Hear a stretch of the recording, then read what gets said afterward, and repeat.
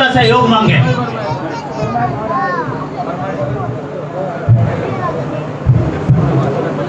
आज की सभा के अध्यक्ष जी परम आदरणीय चौधरी टिकैत साहब, परम आदरणीय चौधरी श्याम सिंह जी, रविंदर सिंह जी, बीरसेन जी, आदरणीय पूर्व जिला पंचायत अध्यक्ष रसपाल मलिक जी, कंवरपाल जी, भाई वीर सिंह मलिक जी, सभी मंच पर उपस्थित मेरे आदरणीय और सामने मेरे बैठे बुजुर्गों, नौजवान साथियों, एक लाइन से की बात चल रही है अभी। देखो, ये जो आज पंचायत है ये ना किसी खाप की है ना किसी बिरादरी की है। आप देख रहे होंगे ये किसान मजदूर की एक पंचायत है। और अगर आपको लड़ाई संगठित होकर लड़नी है तो किसान बिना मजदूर कामयाब नहीं और मजदूर बिना किसान कामयाब नहीं, ऐसी स्थिति है। तो एक नारा लगाओ तो जोरदार, किसान मजदूर एकता। क्या बात, दूध दांत नहीं भी करते भाई, चाय पी लगे सारे। किसान मजदूर एकता जिंदाबाद, किसान मजदूर एकता जिंदाबाद। दो तीन बात है। देखो, जब तक मुद्दा समझ में ना आवे तब तक लड़ाई प्रभावी नहीं होती। बात यह है कि जो आज कृषि बिलों को लेकर लड़ाई है वो केवल किसान की लड़ाई नहीं है, किसान उसमें सेकेंडरी है, मजदूर की लड़ाई पहले है। ये आपको मजदूर को समझाना पड़ेगा। और मजदूर को कैसे समझाना पड़ेगा? टिकैत साहब एक बात कहा करते हैं राकेश जी कि रोटी तिजोरी में बंद होगी और रोटी बाजार की वस्तु नहीं है। अगर आप उनकी इस बात को गलत मानते हो तो आपने देखा होगा कि कोरोना में दवाई तिजोरी में बंद थी और लोगों की मृत्यु हुई, आपको दवा नहीं मिली। गलत हो तो बताओ। कब्जा था, सरकारी नियंत्रण था, ब्लैक में चीजें बिक्री थी। तो अगर खाद्यान्न गोदाम में चला गया तो सबसे पहले उन्हें मरना पड़ेगा जो अनाज पैदा नहीं करते। आज आप बड़े खुश हो रहे, हाईवे में जमीन जा रही, 24 लाख मिल रहे। रोगे 2 साल बाद। इस देश में जिस स्पीड से जमीन जा रही है, जितने हाईवे और अरे भाई सुन लो यार, क्या बीमारी है? शांति रखो भाई, बाद में ले लियो नंबर, 2 मिनट सुन लियो, सुन लो, नहीं पीछे हो जाओ। कई तो बुझे में मगा भाई जमीन का देख लियो, कुछ लड़ाई लड़ोई सी लड़ लियो तो जी ठीक है, मगा कुछ नहीं ठीक है, सर्किल रेट का 4 गुना मिलेगा, बस ये ठीक है। 10 साल बाद इस देश में वो राजा होगा जिसके पास जमीन होगी, क्योंकि जनसंख्या बहुत स्पीड से बढ़ रही और खाद्यान्न बहुत स्पीड से घट रहा। और यही एक कारण है कि कॉरपोरेट जो है खाद्यान्न को अपने नियंत्रण में लेना चाहता है। राजस्थान में बाजरा बिका 900 और 1000 रुपए, और आपके कहीं कोई आसपास स्टोर होगा, रिलायंस का होगा या इजी डे होगा या कोई दूसरे मॉल में स्टोर होगा, जाकर देख लियो, बाजरा उसमें बिकता है 45 रुपए किलो। आपका उड़द बिक रहा है 40 रुपए किलो। बुंदेलखंड में खरीदनी होती, रिलायंस के स्टोर में बिकता है 240 रुपए किलो की दाल। डबल से भी ज्यादा मुनाफा। लड़ाई मुनाफे की है, लड़ाई सरकार से नहीं है, लड़ाई औद्योगिक और जो कॉरपोरेट के लोग हैं, कॉरपोरेट बनाम किसान लड़ाई है, इसलिए इतना समय लग रहा है। सरकार से लड़ाई होती तो अब तक बहुत पहले फैसला हो गया होता, क्योंकि ये वही सरकारें हैं। भाई अडानी का जहाज देखा चुनाव में, मोदी जी जिस जहाज से उतरते थे उस पर क्या लिख रहा था? अडानी। जिस कारपोरेट के चंदे से ये लोग बने, उस कारपोरेट के जिसके डीपीआर पीएमओ में पास होते हैं, आदेश उस मालिक का होगा जब आपका फैसला होगा। कुछ लोग कह रहे थे कि ये आंदोलन कामयाब ना हुआ। आंदोलन कामयाब होगा ये तो सोच के गए थे। अगर ये पता होता कि लड़ाई में कुछ संशय है तो वहां दिल्ली जाकर नहीं बैठे थे। आप इस बात को छोड़ दो कि आंदोलन कामयाब नहीं होगा।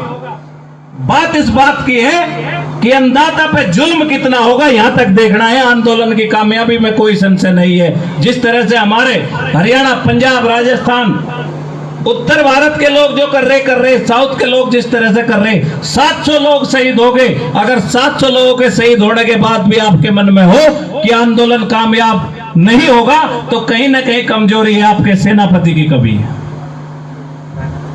दूसरी बात, 3 बिल, मजदूर भाई भी जरा सुन लें। इन बिल से पहले एक पूरी चेन है। 2015 में पीडीएस के एक्ट में एक अमेंडमेंट एक्ट लाया गया था कि जिनको राशन मिलता है उनके गुंठे अनिवार्य होंगे और बैंक अकाउंट से लिंक होगा। उसका मतलब ये कि जो गेहूं चावल आपको मिलता है, इसको बंद करके आपके खाते में पैसे डाले जाएंगे। पैसे कितने डाले जाएंगे? बाजार भाव के पैसे नहीं डाले जा, जितने रुपए की सब्सिडी का सामान आपको दिया जा रहा है उतने पैसे आपके अकाउंट में होंगे। और अनाज होगा अडानी अंबानी के पास, फिर खरीदना वो पड़ेगा जो बाजार भाव होगा। बाजार भाव के पैसे आपको भी नहीं मिलने। तो सबसे पहला नुकसान होगा उपभोक्ता का, कंज्यूमर का। सेकेंडरी नुकसान किसान का। जब सरकार खरीद नहीं करेगी, आज देश में जो है 23 फसलों पे एमएसपी मिलता है, लेकिन खरीद किसकी होती है? गेहूं और चावल की। और गेहूं और चावल में भी कितनी होती है? 9%। 9% खरीद पीडीएस के लिए होती है। और अगर पीडीएस अमेंडमेंट सिस्टम हो गया तो आपकी कौन खरीदेगा भाई? सरकार कहां लेके जाएगी? सरकार को थोड़ा आवश्यकता है, आपको बाजार में बेचना पड़ेगा। बाजार में नियंत्रण किसका होगा? अडानी और अंबानी का। इस देश में भी पहले नारे लगे। चौधरी चरण सिंह के पुराने फोटो देखो, जब वे सभा करते थे तो बैनर लगे रहते थे, टाटा बिरला की जागीर नहीं, हिंदुस्तान हमारा है। आज स्थिति बदली है, अडानी अंबानी की जागीर नहीं, हिंदुस्तान हमारा है। दूसरी बात, पता नहीं लोग वैसे ही चले जा के भाई सांसद विधायक ऐसे ही बन जा। एक हमारे जिले के मंत्री जी हैं, वो लोगों को समझाते घूम रहे कि गन्ना किसानों पर कोई प्रभाव नहीं पड़ेगा। हम चैलेंज करते हैं, मंत्री जी थोड़ा सा ज्ञानवर्धन करो। सबसे पहले नुकसान गन्ना किसानों का होगा। 1 मिनट की बात है। क्यों होगा? कि कॉन्ट्रैक्ट फार्मिंग एक्ट के तहत शुगर मिल को छूट होगी कि कहीं के भी किसान से जाके एग्रीमेंट कर सके। भसाड़ा का जब शुगर मिल 1.5 साल में भुगतान दे, तो क्या आप खतौली वाले के एग्रीमेंट नहीं करना चाहोगे? जब आप 100 रुपए कम कोल्लू में घेर सको तो 50 रुपए कम मिल वाले के भी एग्रीमेंट करोगे। इंटर मिल एग्रीमेंट होंगे। और जो 3 साल में आपका क्या होगा कि 3 साल में सरकार कहेगी कि हमने गन्ना किसानों को प्लेटफॉर्म उपलब्ध करवा दिया, अब गन्ने की खेती शुगर मिलें सीधी करवा रही है। इसलिए उत्तर प्रदेश सरकार जो मूल्य घोषित करती है उसका कोई औचित्य नहीं है और हम इसे फ्री बाजार करते हैं। और जिस दिन फ्री बाजार हो जाएगा, क्या होगा आप लोगों का? समितियां बंद होंगी। सबसे पहले आपकी मंडी है समिति, क्योंकि आप गन्ने की खेती करते हो। जब समिति से आदान प्रदान नहीं होगा तो सबसे पहले समिति बंद होंगी, और समिति बंद होंगी तो सरकारी नियंत्रण खत्म होगा। आप फिर सरकार को ये नहीं कह सकते कि बकाया गन्ना मूल्य दिलवाओ, ना आप रेट बढ़ाने की बात कर सकते। परिस्थितियां पैदा की जाती है, पहले स्थिति खराब की जाती है।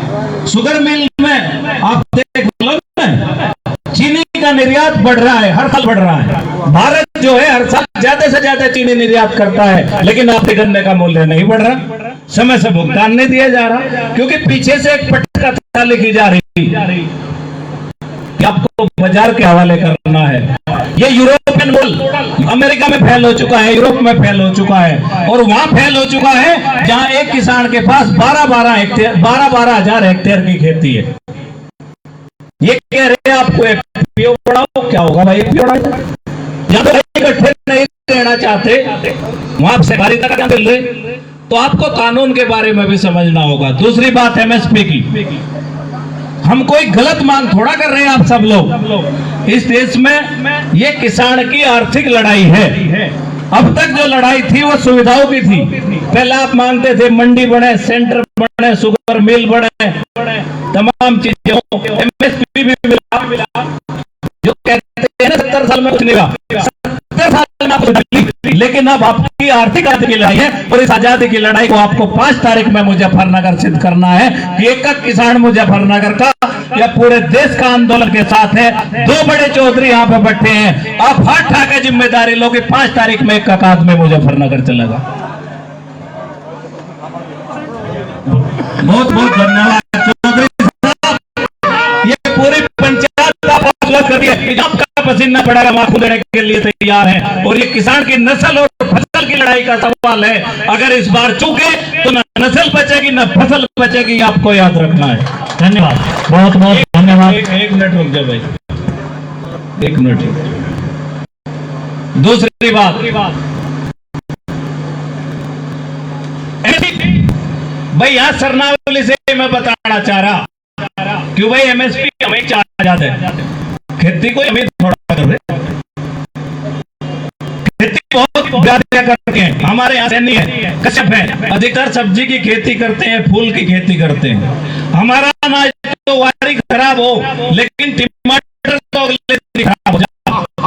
हमारी मांग ये भी है कि जो फसलें, उनका भी टमाटर है, भिंडी है, दूसरी तरह की चीजें हैं, उनका भी एमएसपी तय होना चाहिए। हमारे भाइयों से 2 रुपए किलो की भिंडी खरीद के कॉलोनी में 20 रुपए किलो जाती है, ये बिचौलिया होना चाहिए। उज्ज्वला में ले लो, सिलेंडर रिपोर्ट आ गई, 70% लोग उज्ज्वला के सिलेंडर निभा रहे, पेट में खाने को तो है नहीं, सिलेंडर और दे दिए। दूसरी बात, दीनदयाल योजना, घर घर में मीटर लगा दिए, खूब कहा विरोध करो, सिसोली में नहीं लगे भाई मीटर, लगे तो नहीं, बताओ सिसोली वालों। हमने क्या करा, जो गांव प्रधान था मत मानिए, जो गांव का प्रधान था सबसे पहले मीटर उसे लगवाया। आपका इलाज यही आपके बीच के लोग कर रहे। भाई धर्मेंद्र गांव में बिजली के भी छापे रोज लग रहे, गांव में छापे वालों का तो करो इलाज, नहीं छापे वालों का तो करो इलाज। हरियाणा में जो है 32,000 लोगों पे मुकदमे दर्ज करे इस आंदोलन में, 1 मिनट, इस आंदोलन में 32,000 लोगों पे मुकदमे दर्ज हुए। अब टारगेट हरियाणा में किया गया कि बिजली के छापे लगवाओ, जिस गांव में जा रही टीम वही जाके उठक बैठक लगवा रहे, कान पकड़वा के थारे तभी मजबूत है। लेकिन दिक्कत यह है कि शिकायत पड़ोसी कर रहा है, वो 1 नंबर और हो गया। अब बबलू ने डोरी घेर ली, आ जाओ भाई, इलाज थारा आपस में ही हो रहा। इलाज का कारण ही है, अब जब नोटबंदी हुई किसी ने विरोध नहीं करा। मैं कहा, मैं सोचा भाई ये प्रधान जी तिरसपाल चेयरमैन साहब ने बहुत कमाए होंगे, जिला पंचायत में नंबर 2 के खराब हो गए। तिरसपाल मलिक साहब ने सोचा अब भाई आगे कलेक्टर कप्तान ने बहुत कमा रखे, साड़ों के इनके खराब हो गए, तो एक दूसरे के नुमाइंदे थे, खराब हो गए तो वही काम हो रहा कि भाई एक दूसरे के इलाज पे लग रहे। अगर आप समय पे विरोध नहीं करोगे, अच्छा एक बात बताओ, मजा तो आ रहा होगा, जो 20 साल में नहीं आया वो तो 9 महीने में आ रहा होगा। 56 इंची को 11 इंची होने में कितने दिन लगे बताओ? न तो कहीं विदेश में चक्कर, न कहीं जाते हुए टीवी पे दिखता। अरे तुम वो बहादुर कौम हो,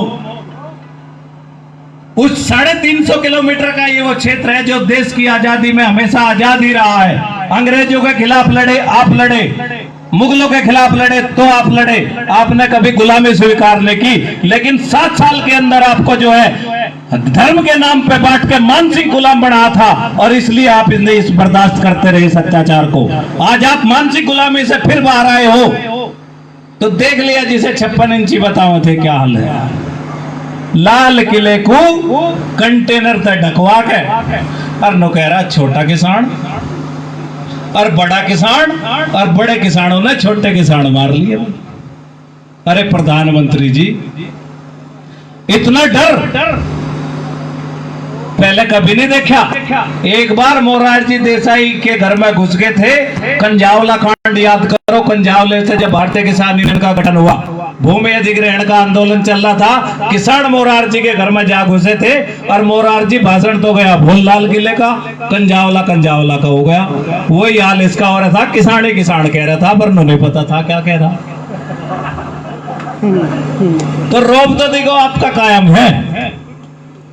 कारण भी है कि आप जो है 65% लोग हो लेकिन संगठित नहीं हो। सबसे बड़ी दिक्कत यह है कि आपके बीच में पाड़ तोड़ वाले बहुत हैं। टारगेट बड़ा रखना चाहिए, छोटे लोगों का जिक्र ना करो। ये तो भेज रखे सिर्फ उड़वाने को, इनसे तो बचो। 5 तारीख लो, इनसे बचो। अरे क्षेत्र का काम कर लो। योगी जी ये नु कह रहे थे अग भाई 1 महीने में गड्ढा मुक्त उत्तर प्रदेश, और मैं खिदरपुर तर सरनावली लोहालिया नो तो पता नहीं लगी सड़क कहाँ थी, गड्ढे ही गड्ढे थे। और 5 किलोमीटर जी रहे यहाँ विधायक जी 5-7 किलोमीटर दूर रहते होंगे। तो इतना हेर फेर नहीं होना चाहिए भाई। मैं एक बात कह रहा था कि उत्तर प्रदेश में सबसे महंगी बिजली, सबसे कम आपकी फसलों का रेट, उत्तर प्रदेश में सबसे ज्यादा परिवहन महंगा, उत्तर प्रदेश में डीजल महंगा। आपके हरियाणा में चले जाओ, एक ट्वेल का बिल 250 से 300 रुपए है, थारे यहाँ 2000-2200 रुपए है। लेकिन आप राजनीतिक गुलामी में जीते हो। 2 चेतना होती है, राजनीतिक चेतना देखनी तो हरियाणा में देखो, वोट देंगे लट मारेंगे, और आप वो राजनीतिक गुलामी में वोट भी दोगे और पांव भी छुओगे। अरे अपने माँ बाप के पैर छुओ, इनकी काहे को गुलामी कर रहे हो? अगर आप मजबूत हो, जो गठवाड़े बालान की बात हो रही, सिसोली में टिकैत साहब ने सरकारों को बुलाया था, नाक रगड़वाई थी, लेकिन आपकी एकता को कुछ लोगों ने तोड़ दिया। वो एकता कायम करनी पड़ेगी। जय जवान, जय किसान, जय गठवाड़ा, जय भारत। धन्यवाद। बहुत बहुत धन्यवाद धर्मेंद्र भाई जी। अब मैं आमंत्रित करता हूँ श्री कंवरपाल मालांडी जी, कृपया समय का ध्यान रखते हुए। 2 मिनट में ही बता दूंगा। धन्यवाद सर।